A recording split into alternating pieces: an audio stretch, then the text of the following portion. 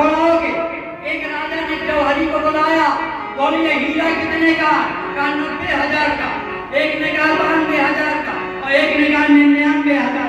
राजा ने कहा आधा राजपाट दे रहा हूँ। इतने में सन्यासी आया, बोले राजन आधा राजपाट क्यों दे रहे हो? बोले हीरा की पहचान इसको बहुत अच्छी है। महात्मा ने कहा इसके केवल ढूंढ दे दो, खाक दे दो।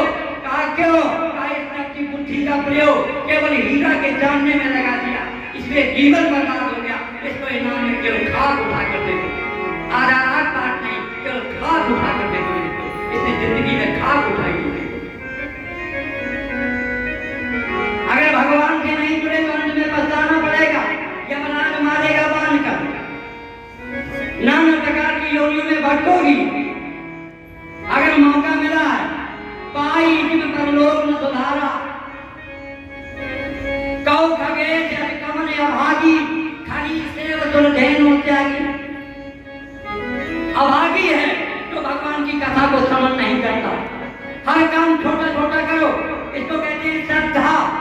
श्रद्धा का मतलब क्या है?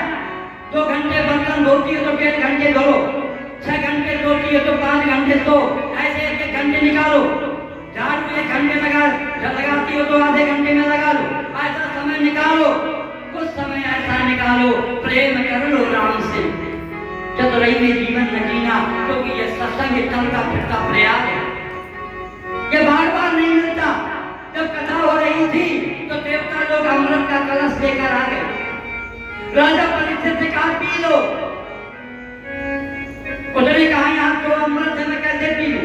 सुखदेव जी से पूछा कि यहाँ एक अमृत है स्वर्ग का और एक कथा रूपी अमृत है, दोनों का इफेक्ट बताया जाए, दोनों का प्रभाव बताया जाए। उसने कहा स्वर्ग का जो सुख है ये भौतिक सुखों को देता है, और कहा ये भगवान की जो अमृत में कथा है ये वैकुंठ को देने वाली है। बोले तो फिर कहा विनिमय कर लो, बदल लो। तो कहा इसका अंतर सुखदेव जी बताएं दोनों में अंतर क्या है? तो जाने में अंतर क्या कहा? बोले क्वा काचा क्वा मणि को महानयतन। बोले कहाँ कांच कहाँ मणि? अरे मणि है मणि।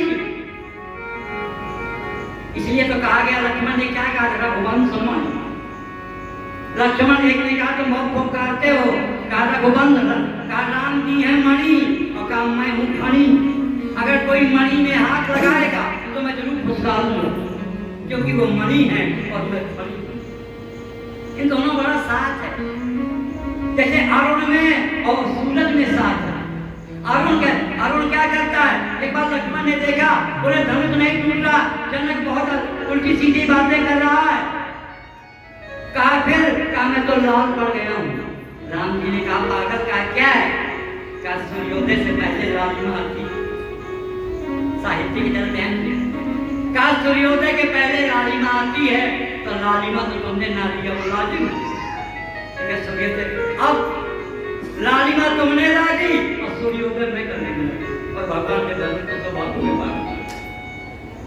कहा लक्ष्मण का क्या है? कहा सूर्योदय से पहले लालिमा आती है, वो तुमने ला दी, अब सूर्योदय में करने। ये भगवान की कथा साथ में सब कुछ भुलाकर सब कुछ यही पढ़ रहे हैं। अपने जीवन को, अपने मन को, अपने समय को बर्बाद मत करो। अपने विवेक को, अपने वैराग्य को बहुत जल्दी बुढ़ापे से नौजवान कर दो, उसको नौजवानता प्रदान करो, उसको जीवन में सब कुछ पड़ा रहेगा। अब राजा परीक्षित ये गए 5 भाई हिमालय पर्वत में। बोले ये जीवन की मृग दशा है, इसमें विश्राम न पाना है, तो क्या करें?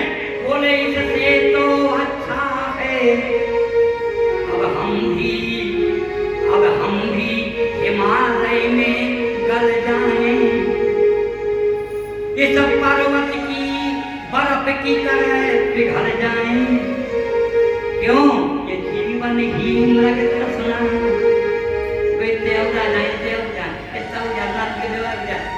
ये जीवन ही मृग दशना है और इसमें विश्राम में पाना है।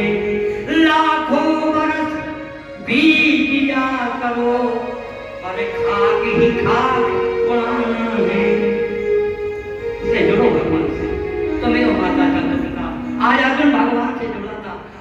तब तक अर्जुन लौटा नहीं कि कौन लूट लिया अर्जुन को। अर्जुन की इंद्रियों ने लूट लिया।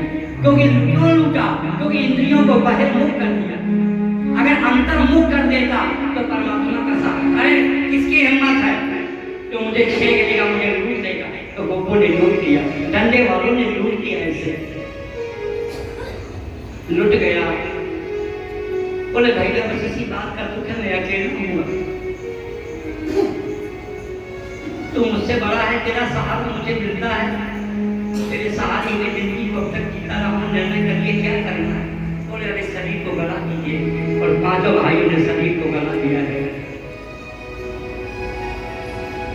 द्रौपदी ने अपने शरीर को गला दिया। चारों ने हिमालय पर्वत पर जाकर संहार किया अपने को। और इसके बाद राजा परीक्षित विष्णुराज जी आज बड़े हुए और राज्य का संचालन किया। एक दिन